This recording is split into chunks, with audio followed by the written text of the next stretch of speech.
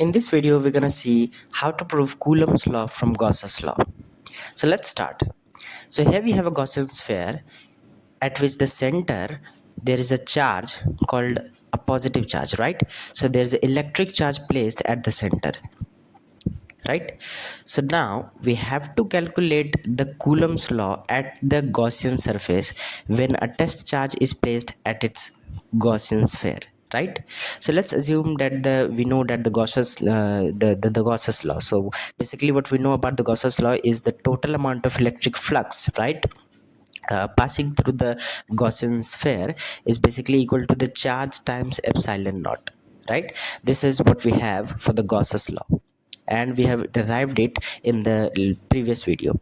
So basically what happens is the charge emerges its own electric field. So basically an electric field is passing perpendicularly to its Gaussian sphere of a radius r, right? So this is the point of intersection of Gaussian sphere where electric field is passing almost or accurately 90 degree by making an angle of 90 degree, right? So at this point a small amount of electric flux is created, which is actually d phi, right? So d phi is basically equal to the dot product of electric field and area vector, and when we integrate for the whole surface, we have E into ds, and we have the integration. Since this is the closed loop, so that's why we use closed loop integration, and that what gives after the cancellation we have flux would be equal to charge times charge over epsilon naught. Now what is the epsilon naught here? This is actually the permittivity of free space. Now how can we derive Coulomb's law from this Gauss's law? So it's very simple that if we can write a kind of electric field, first we have to find the electric field through the Gauss's law, and then we will find how much force it will create when we place a test charge at its Gaussian sphere, and that's how we derive the Coulomb's law.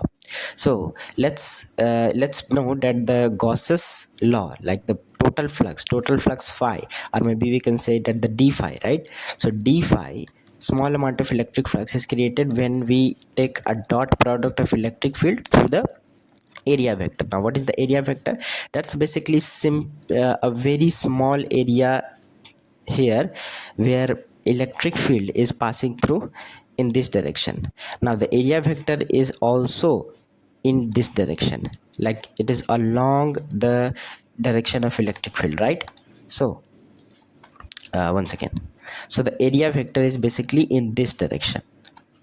So whenever we take area vector, it is always along the, or maybe parallel to the electric field. So that's why the area vector, or maybe we can say that the ds vector, is making an angle of 0 degree with the electric field. So we can say that if we want the total amount of flux, so we have to integrate it, right? So this is the integration. So integrating both side, so we need to integrate both sides. So we need d phi, integration of d phi, and integration of e into ds, right? So now what we're gonna do is that we know that the integration of d phi, since we know that the Gauss's law, and we have to calculate first electric field and then force. So that's why we have to write here flux would be equal to E into integration of ds, right? And since we know that the flux is equal to the charge times epsilon naught, we are not deriving the Gauss's law, we are deriving the for the electric field and then for the electric force. So that's why we have to put the formula for the Gauss's law, which is actually charge times epsilon naught. And then since we don't know what amount of electric field is created, so that's why we have to put E vector as a E vector, and then ds vector as it is the total surface area of a Gaussian sphere. Since this is a closed sphere, actually this is sphere, and the area, actually the surface area, is actually 4 pi r square, right? And the radius is r. So basically we can write that the integration of ds vector here is basically equal to the 4 pi r square, right? And the electric field would be equal to here 1 by 4 pi r square, and then charge times epsilon naught. So we can rearrange it as electric field is equal to 1 by 4 pi epsilon naught, right? So this is 1 by 4 pi epsilon naught charge times r square. So this is the amount of electric field that we have at the any point of a Gaussian sphere, any point of the Gaussian surface, right? So this is the electric field that is the test charge gonna experience when it is placed at the Gaussian sphere. So let's assume that there is a test charge, right? So let's assume that at this point, let's say this is a point P. So at this point, let's say a test charge is here. Test charge is q naught. Now this test charge will experience a kind of force due to this electric field. And what amount of electric field? The electric field that we have derived from the Gauss's law, which is actually 1 by 4 pi epsilon naught charge times r square, right? So this amount of electric field will experience. Let me draw some another diagram for it. So let's say here we have a charge here. Once again, so this is what we have charge. Yes, so this is charge and this is the distance, right? This is the distance r, and we have a surface area, kind of small surface area here. So this is the small surface area, and the electric field passing through this area vector is basically E vector, right? So at this point P, there is a point charge, maybe we can say at this point there is a test charge q naught, right? And this q naught will experience this electric field. And what is this electric field? This electric field is basically what we have derived, 1k, we can also write it as k q over r square.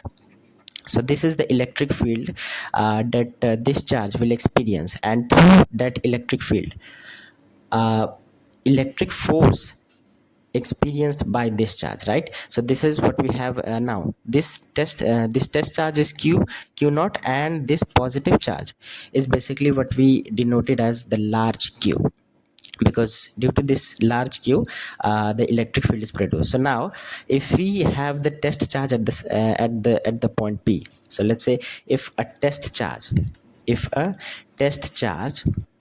is placed, right? If a test charge is placed at the Gaussian sphere, or maybe we can say at the Gaussian surface, right? So wherever you put the test charge at any point of Gaussian surface, you will experience, or you can say the charge will experience a kind of force. So that Coulombian force, that force will experienced by the test charge will be equal to the charge times electric field, because we know that the electric field is basically equal to the force experienced per unit charge. So that's why we know that the force is always charge times electric field, right? So by this definition, we can say that the force experienced by the test charge is equal to the test charge multiplied by electric field. So we can say that this will be equal to q naught into the amount of electric field, which is actually 1 by 4 pi epsilon naught, and then q. Now what is the q charge? Actually the charge q that we are using here is basically this one, and we are using q, the small q, right? So we can also say that this small q here, and we can also write not as a big q but as a small q. We can also write this big charge as a big q. This is only for the notation, right? So the electric field has a value of q 1 by 4 pi epsilon naught q over r square. Now since this is 4, so we can rewrite it as 1 by 4 over epsilon naught 4 pi epsilon naught, and then q naught over r square. Now this is the amount of force that the test charge will experience, and this is what the expression for the Coulomb's law, right? Now you can also write it as the force will be equal to k q naught over r square, right? Now what is the k? It is basically the Coulomb's constant, and it has the value 1 by 4 pi epsilon naught, and it has a numerical value as well, which is actually 9 into 10 to the power 9 Newton meter square per Coulomb square, right? So yes, so this is our required Coulomb's law, right?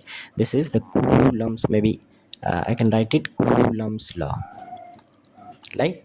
Now we can also write it in a vector form as well. So how can we write it as a vector form?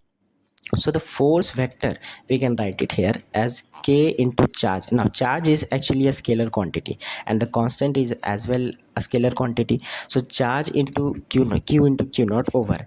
Now the distance from the charge, right, which is r square, is a vector quantity. So we can write it as, if we take it as a vector and then we take it as a mode, which is actually the magnitude, and then we square. So that would be actually the magnitude of square, and then we multiplied it by the r cap, right? So this is r cap. Now what is the r cap? R cap tells the direction of distance. Basically whatever we have the a vector, we can write it as r into r cap, right? So this term will tell the magnitude, and this term with the cap tells the direction of that vector, right? So one term tells the magnitude of that vector and another one tells the direction of that vector. So r cap tells the direction of force. Wherever the direction of radius, or maybe the direction of distance, there would be the direction of force right here, right? So we can also write it as f vector as k into q naught. But if we multiply a complete r vector, then we are multiplying the magnitude as well as the direction. So that's why we have to divide with the magnitude as well. So we can write it as r vector and then cube. Now why cube? Because we have multiplied on the numerator with the magnitude, so that's why we have to divide in the denominator with the magnitude, right?